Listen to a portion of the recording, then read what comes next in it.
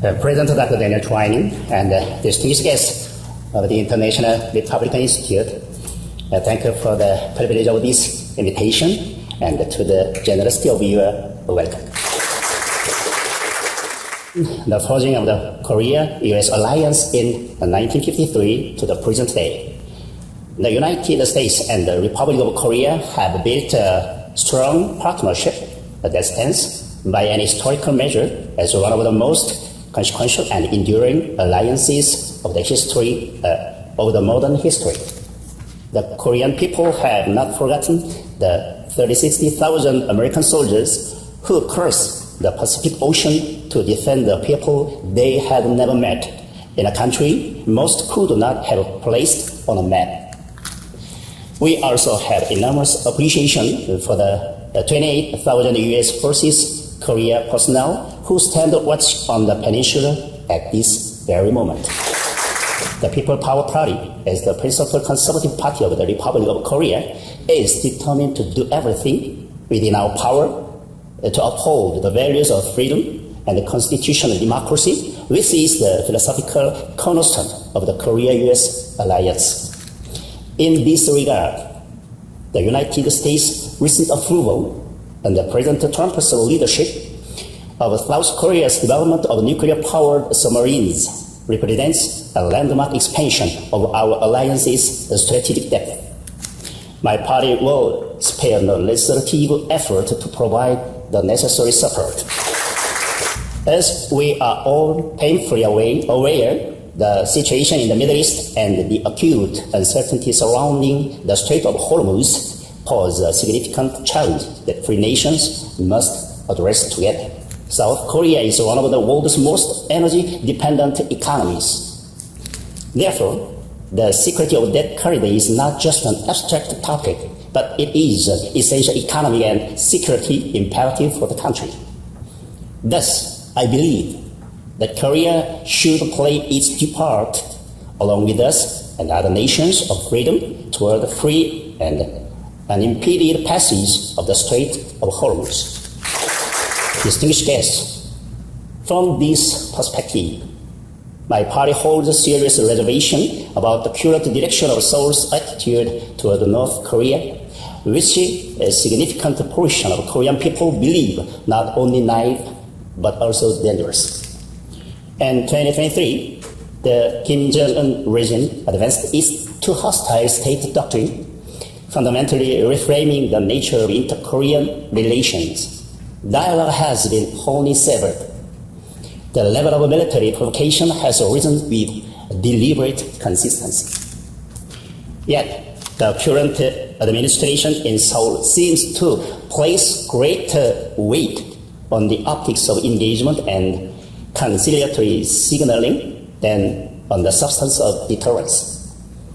It has simultaneously pursued a reduction in defense capabilities, scaling down Korea-U.S. joint military exercises and moving toward a restoration of the September 19 Comprehensive Military Agreement in ways that weaken the very foundation of alliance credibility. North Korea's nuclear and ICBM capabilities are not merely a Korean problem. They are a direct and simultaneous threat to the security of the United States and its allies across the Indo-Pacific.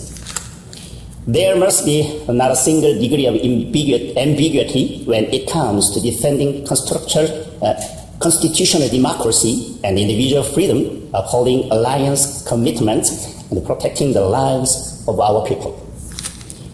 Until and unless timely and decisive actions are taken to deal with the serious and immediate threat of the North Korean nuclear weapons, the next headache for the U.S. after Iran war is over will be North Korea. Yes, peace through strength is the only answer to the Korean Peninsula.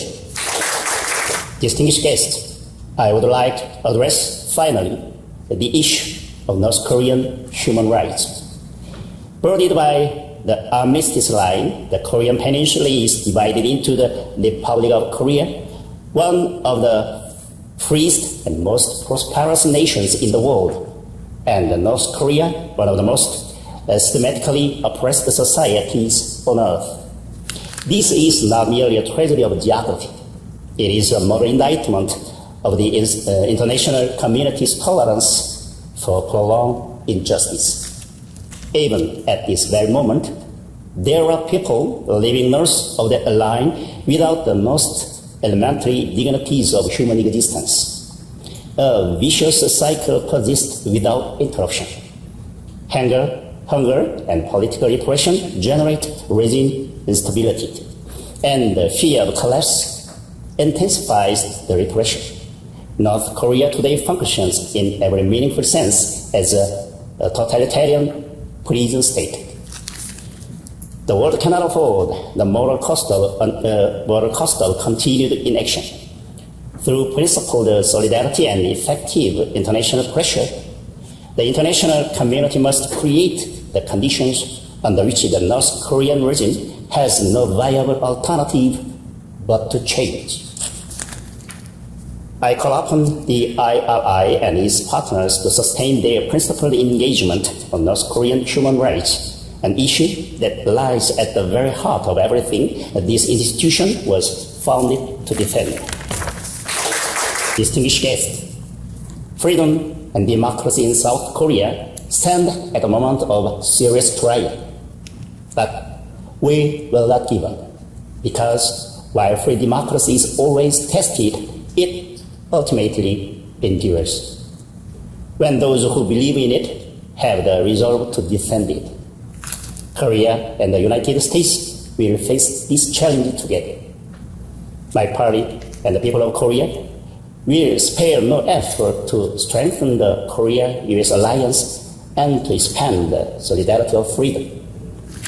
We look forward to deepening our partnership with the IRI and with the US Republican Party in the coming years ahead. Thank you for your attention. We go together. We go together.